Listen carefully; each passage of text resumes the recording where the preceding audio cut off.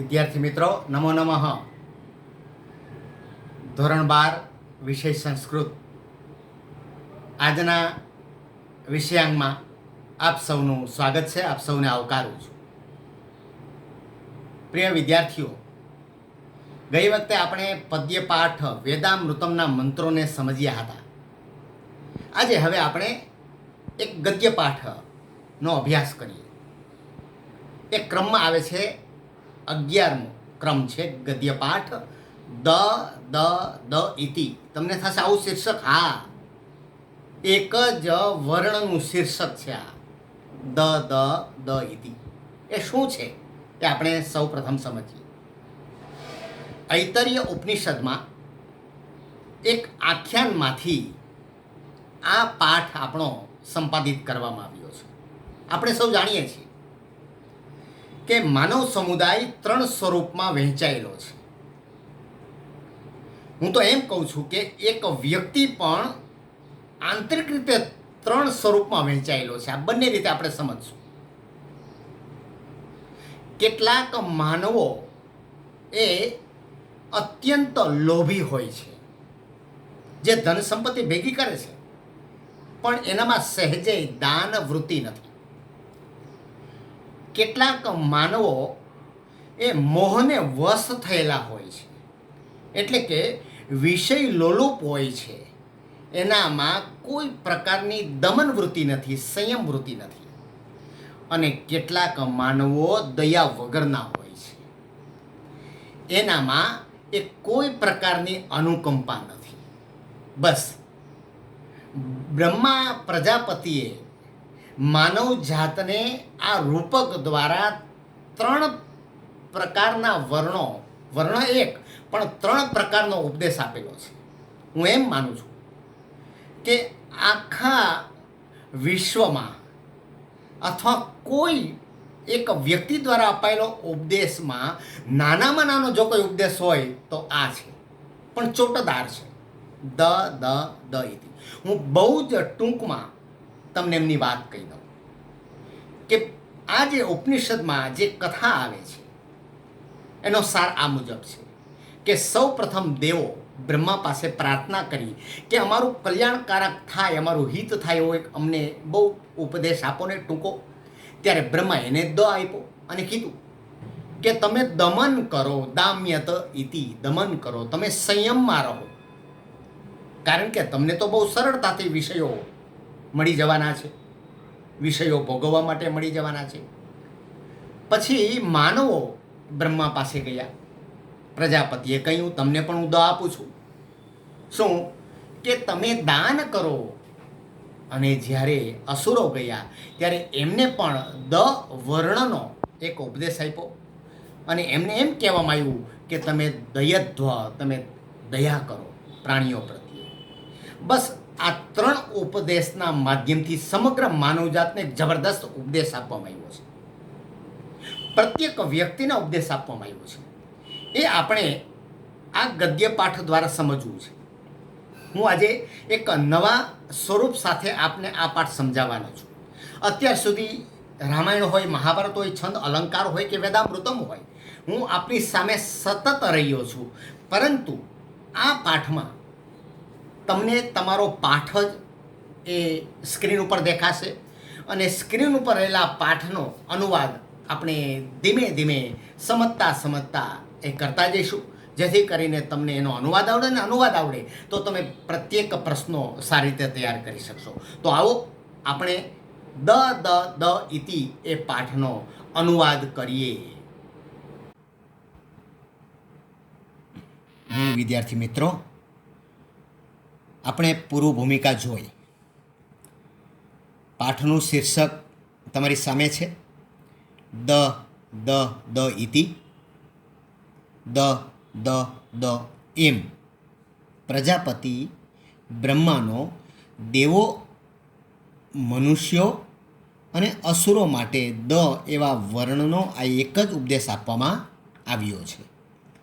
દેવો માટે આગળ આપણે જોઈશું દામ્યતઃ, એટલે કે ઇન્દ્રિયોને સંયમમાં રાખવા, એટલે કે તેનું દમન કરવું.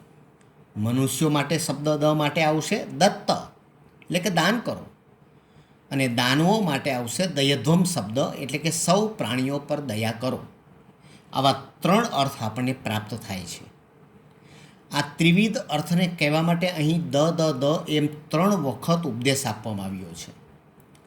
આ પ્રમાણે દ વર્ણ રૂપે એક સરખો હોવા છતાં જુદા જુદા સંદર્ભોમાં તેના જુદા જુદા અર્થ થાય છે. આપણે એમ કહી શકાય કે આ એકમાત્ર વર્ણનો ટૂંકામાં ટૂંકો શ્રેષ્ઠ બોધ છે, શ્રેષ્ઠ ઉપદેશ છે. આપણે ક્રમશઃ એક એક પંક્તિનો અનુવાદ કરતા જઈએ અને સમજતા જઈએ. ઉપનિષત્સુ સંવાદ રૂપેણ અતીવ મનોહરાः ઉપદેશાः શોભન્તે. ઉપનિષદોમાં સંવાદ રૂપે અત્યંત મનોહર, મને ગમે તેવા ઉપદેશો શોભે છે. અનેક ઉપદેશો છે ઉપનિષદોમાં. ઉપનિષદની એક ભાષા એવી છે કે જેમાં ગહન તત્વ ચિંતન પણ તમને જોવા મળશે અને રસાળ શૈલીમાં એ રૂપક દ્વારા પણ સમજ આપવામાં આવી છે. અનુવાદ: ઉપનિષત્સુ સપ્તમી વિભક્તિ. ઉપનિષદોમાં સંવાદ રૂપેણ, સંવાદ રૂપે, અતીવ મનોહરાः અત્યંત મનોહર, ઉપદેશાः શોભન્તે ઉપદેશો શોભે છે. અત્ર અહીં એટલે કે આ પાઠમાં બૃહદારણ્યકોપનિષદ પંચમાધ્યાયસ્ય દ્વિતીય બ્રાહ્મણે સ્વપુત્રાન પ્રતિ પ્રજાપતે યહ ઉપદેશ ઉપલભ્યતે સો અત્ર પ્રસ્તુયતે. અહીંયા બતાવ્યું છે કે આ ગદ્યપાઠ, સંકલિત કરેલો ગદ્યપાઠ મૂળ કયા પાઠમાં આવે છે? તો અહીં બૃહદારણ્યક ઉપનિષદ, ખાસ ધ્યાનમાં રાખજો, બૃહદારણ્યક ઉપનિષદમાં છે. આ પંચમાધ્યાયસ્ય 5મો અધ્યાય, દ્વિતીય બ્રાહ્મણે બીજા બ્રાહ્મણમાં, સ્વપુત્રાન પોતાના પુત્રોને, પ્રજાપતિનો યહ જે, ઉપદેશ ઉપલભ્યતે જે ઉપદેશ પ્રાપ્ત થાય છે, સહ તે અત્ર પ્રસ્તુયતે અહીં પ્રસ્તુત છે. વિદ્યાર્થીઓ, અહીં વાત કરી છે કે આ બૃહદારણ્યક ઉપનિષદમાં, તે આપ સૌ જાણો છો કે કુલ 108 ઉપનિષદો છે ભારતીય પરંપરા મુજબ. એમાં જે શંકરાચાર્યએ ભાષ્ય લખ્યું છે, ઈશ કેન કઠ પ્રશ્ન મુંડક માંડુક્ય ઐતર્ય તૈતર્ય છાંદોગ્ય બૃહદારણ્યક શ્વેતાશ્વેતર વગેરે 11 થી 12 ઉપનિષદો મુખ્ય છે. એમાંનું એક ઉપનિષદ છે બૃહદારણ્યક ઉપનિષદ. એનો 5મો અધ્યાય, પંચમાધ્યાયસ્ય એટલે 5મો અધ્યાય. અને દ્વિતીય બ્રાહ્મણે, હવે જે ઉપનિષદની જે ભાષા છે તે તત્વચિંતનવાળી છે અને બ્રાહ્મણ જે એનો વિભાગ છે એ રસાળ શૈલીમાં એનું વિવરણ કરેલું છે. અહીંયા મંત્રો જોવા મળશે ઉપનિષદમાં અને બ્રાહ્મણ ગ્રંથમાં તમને શું મળશે જોવા? એનું વિવરણ જોવા મળશે. અને તમે આ બૃહદારણ્યક ઉપનિષદમાં આ જોવા જશો આ પાઠને, તો શબ્દશઃ આ નથી, કારણ કે આ પાઠ સંપાદિત કરવામાં આવ્યો છે. તમને વિદ્યાર્થીઓને સમજાય તે રીતે અમોએ, કારણ કે અમોએ એટલે માટે આ શબ્દ પ્રયોગ કરું છું કે ધોરણ 12 અને 11 બંનેના સંસ્કૃતના પાઠ્યપુસ્તકમાં લેખક તરીકે મને પણ એમાં કામ કરવાનો, લખવાનો એક અવસર પ્રાપ્ત થયો છે. એટલે અમોએ આ પાઠને સંપાદિત કરેલ છે, સરળ ભાષામાં વિદ્યાર્થીઓને સમજાય તે રીતે મૂકવામાં આવે છે. એટલે મૂળ મારી પાસે પણ આ 108 ઉપનિષદો છે, એમાં મેં જોયું હતું, અમે ત્યારે આનો અભ્યાસ કર્યો હતો, તો સરળ રીતે તમને સમજાય તે રીતે અહીંયા આપવામાં આવ્યું છે. તમે જોઈ શકો છો, હું અનુવાદ 1 કે 2 વખત કરીશ તો તમને તરત જ અનુવાદ આવડી જશે. ફરી એકવાર એ પંક્તિનો અનુવાદ કરીએ આપણે.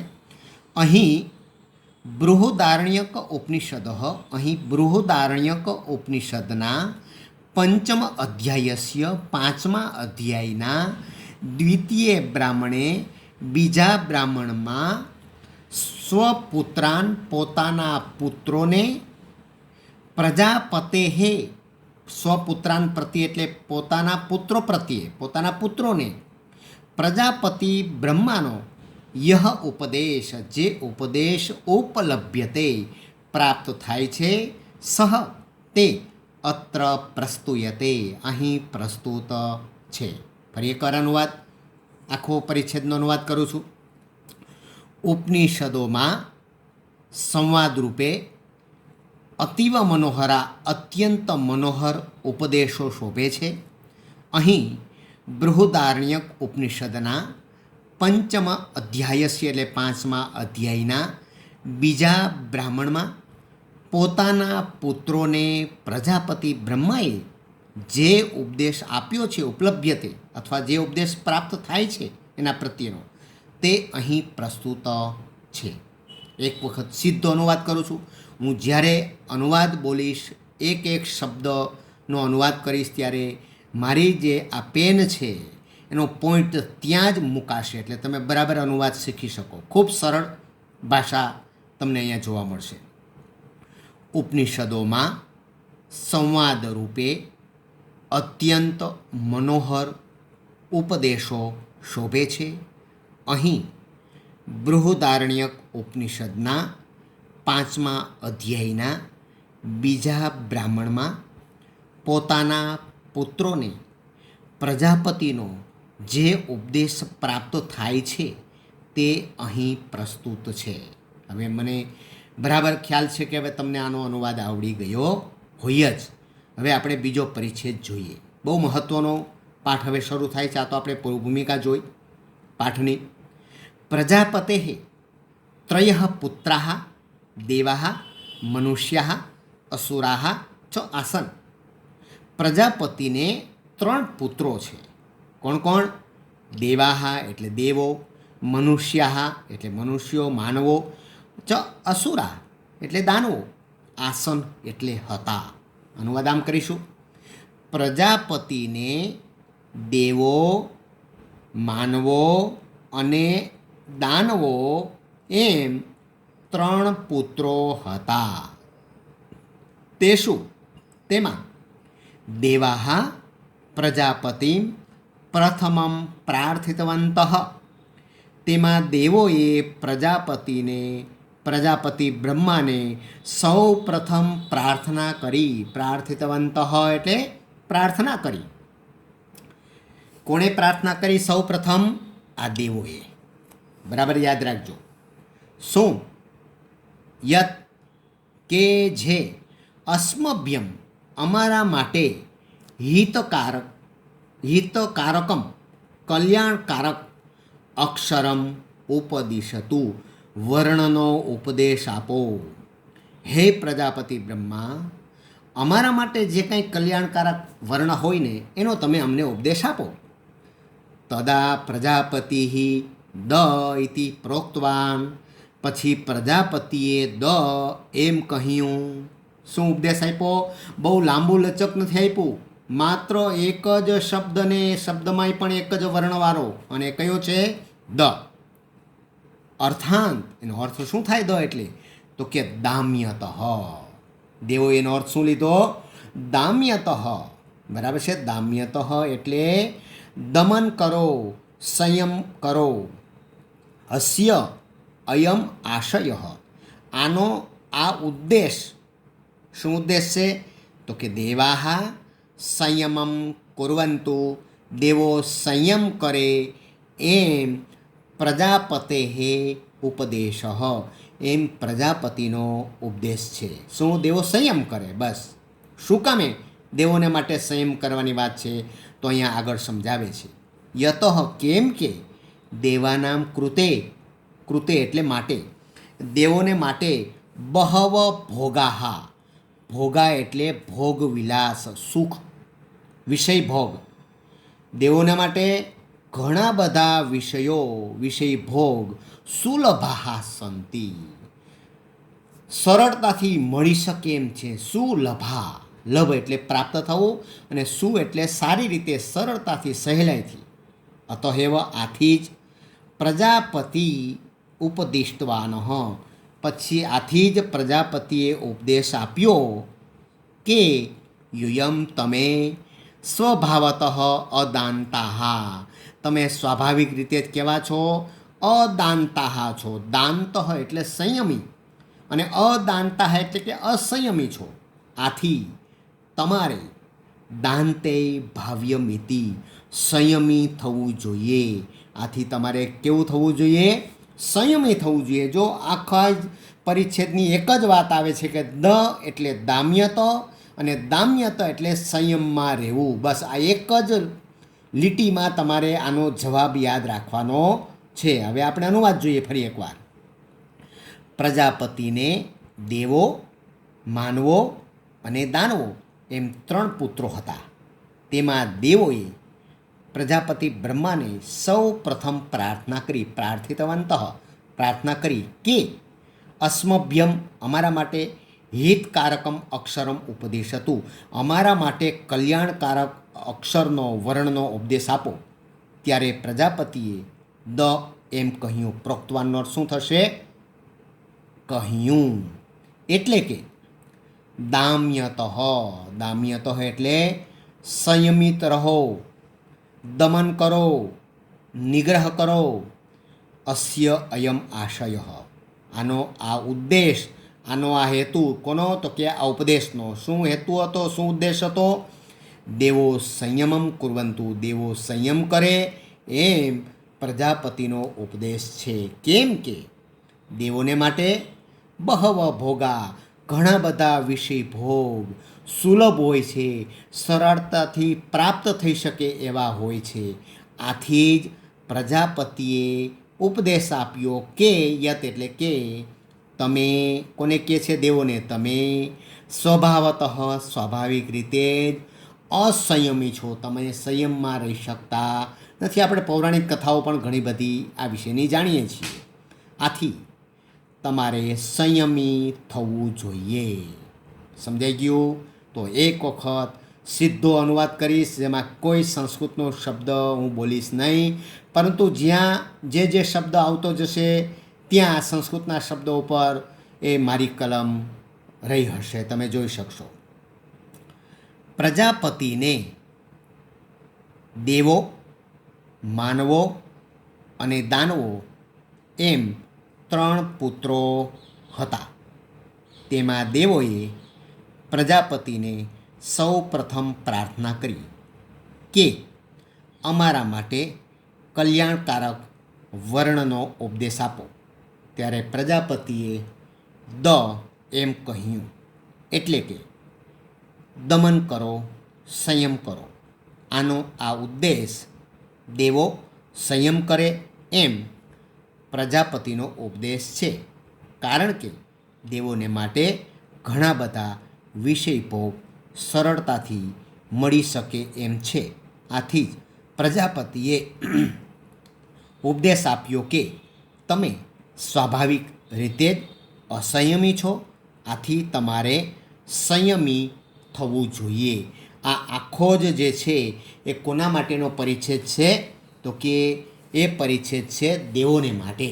એટલે તો દેવો એટલે શું એ પ્રશ્ન તમને થાય તો આ એક દેવો કદાચ આપણે વિવરણાત્મક નોંધમાં પૂછાય. આ દેવો મેં એટલે જ આની નીચે લીટી કરી છે કે દેવો વિશે પૂછાય તમારે કે ભાઈ વિવરણાત્મક નોંધ લખો 2 ગુણની. તો દેવો વિશે પૂછે તો તમે શું લખી શકો? તો દેવો એટલે દેવો, દેવતા, જે પોતાના દિવ્ય ગુણોથી પ્રકાશે છે તે દેવી દેવતાઓ. તેમનું નિવાસસ્થાન સ્વર્ગમાં છે. દેવી દેવતાઓને ત્રિદશાહા પણ કહેવામાં આવે છે. શું કહેવાય છે? ત્રિદશાહા. શું કામે? એની 3 અવસ્થા છે. આપણે 4 અવસ્થા છે. કઈ હમણાં કહું. એમની 3 અવસ્થા કઈ છે? તો કે એક બાલ્યાવસ્થા છે, એક કૌમારાવસ્થા છે અને ત્રીજી છે યુવાવસ્થા. આ 3 અવસ્થા, 3 સ્થિતિ છે. એમને કઈ નથી. હવે તમે કયો જોઈએ એમને કઈ નથી? તો કે એમને એ વૃદ્ધાવસ્થા નથી. આથી તેમને એક બીજું પણ નામ મળે છે અજરાહા. અજરા એટલે કોઈથી જીર્ણ ન થાય, વૃદ્ધ ન થાય, ઘરડા ન થાય, એટલે એને એક શબ્દ મળ્યો છે અજરાહા. એનો પણ ઉલ્લેખ કરવો પડે. અને બીજું એને અમરાહા પણ કહેવાય છે. અમરાહા એટલે તેમને મૃત્યુ પણ નથી હોતું, એટલે એને અમરાહા પણ કહેવાય છે. તો આ દેવો વિશેની જરાક સમજ પણ તમે કેળવતા જાઓ, એ મારો હેતુ હતો અથવા તો છે. હવે આપણે મનુષ્યો તરફ જઈએ, જે આપણે પોતે છીએ અત્યારે.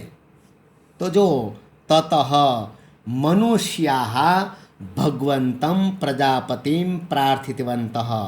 કોણ છે? મનુષ્યા એટલે માનવો. પછી માનવોએ ભગવાન પ્રજાપતિને પ્રાર્થના કરી. ઓની જેમ જ છે એટલે તરત તમને આવડશે. અમારા માટે પણ કલ્યાણકારક વર્ણનો ઉપદેશ આપો. તદા ત્યારે પ્રજાપતિએ એમ કહ્યું. ઉપર જે છે એમ એટલે બહુ આપણે એક એક શબ્દનો અનુવાદ હવે કરવાની જરૂર નથી, તમને આવડે છે. અર્થાંત એટલે કે દત્ત. જોયું? આ હવે દત્ત એટલે શું થયું? દાન આપો. અહીંયા શું આવ્યું હતું યાદ આવે છે? દામ્યતઃ, દમન કરો, અને અહીંયા દત્ત એટલે દાન કરો. આનો આ હેતુ શું કામે આને દાન કરવાનું માનવોને કીધું? આપણે દાન કરવાનું શું કામ કીધું? કારણ કે મનુષ્યો માનવો સ્વભાવતઃ સ્વાભાવિક રીતે કેવા હોય છે? તો કે લુબ્ધા હોય છે. લુબ્ધા એટલે લોભી. લુબ્ધાનો અર્થ શું થાય? એ લોભી થાય. આથી તે દાનમ કુર્વંતુ, તે દાન કરો એમ પ્રજાપતિનો ઉપદેશ છે. શું છે? તમે દાન કરો, દરેકને જેનું જરૂર છે એવો ઉપદેશ આપ્યો છે. અનુવાદ કરું છું. પછી માનવોએ ભગવાન પ્રજાપતિને પ્રાર્થના કરી, અમારા માટે પણ કલ્યાણકારક વર્ણનો ઉપદેશ આપો. ત્યારે પ્રજાપતિએ એમ કહ્યું, એટલે કે દત્ત, દાન કરો. આનો હેતુ છે માનવો સ્વભાવતઃ સ્વાભાવિક રીતે જ લોભી હોય છે. આથી તેઓ દાન કરે એમ પ્રજાપતિનો ઉપદેશ છે. ઉપરનો અનુવાદ બરાબર કર્યો એટલે આ તમને બહુ સરળતાથી આવડી ગયો હશે, પણ એક વખત હું અનુવાદ સીધો જ કરું છું. પછી મનુષ્યોએ ભગવાન પ્રજાપતિને પ્રાર્થના કરી કે અમારા માટે પણ કલ્યાણકારક વર્ણનો ઉપદેશ આપો. ત્યારે પ્રજાપતિએ એમ કહ્યું, એટલે કે દાન કરો. આનો હેતુ છે મનુષ્યો સ્વાભાવિક રીતે જ લોભી હોય છે. આથી તેઓ દાન કરે એવો પ્રજાપતિનો ઉપદેશ છે. જેમ આપણે દેવાનું કહ્યું એમ અહીંયા મનુષ્યા છે. મનુષ્યને મનુજ પણ કહેવાય છે, માનુજ પણ કહેવાય છે, માનવ કહેવાય છે, નર કહેવાય છે. આ પ્રકારનો આત્મા કે જે સર્વ પ્રાણીઓમાં એ શ્રેષ્ઠ પ્રકારનો આત્મા માનવામાં આવે છે. કહેવાય છે કે દેવો પણ આ માનવ અવતાર લેવા માટે ઉત્સુક હોય છે. એ મનુષ્ય દેહ ધારણ કરીને દેવો પણ અવતાર ધારણ કરે છે, આપણે સૌ જાણીએ છીએ. એટલે માનવમાંથી તમે ધારો તો દાનવ થઈ શકો અને તમે ધારો તો દેવ થઈ શકો. આપણે બધાએ પ્રયત્ન એ કરવાનો છે કે માનવમાંથી આપણે દેવ તરફ આપણી ગતિ હોય, આપણું પ્રયાણ હોય. આપણે એ દેવોની વાત કરી, આપણે મનુષ્યોની વાત કરી. હવે આપણે વાત કરવા જઈ રહ્યા છીએ અસુરો વિશેની. પરંતુ આપણે આ અસુરો વિશેની વાત એ દ ઇતિ એક ગદ્ય પાઠ વિડીયો ભાગ 2માં કરવાના છીએ. સૌને નમસ્કાર.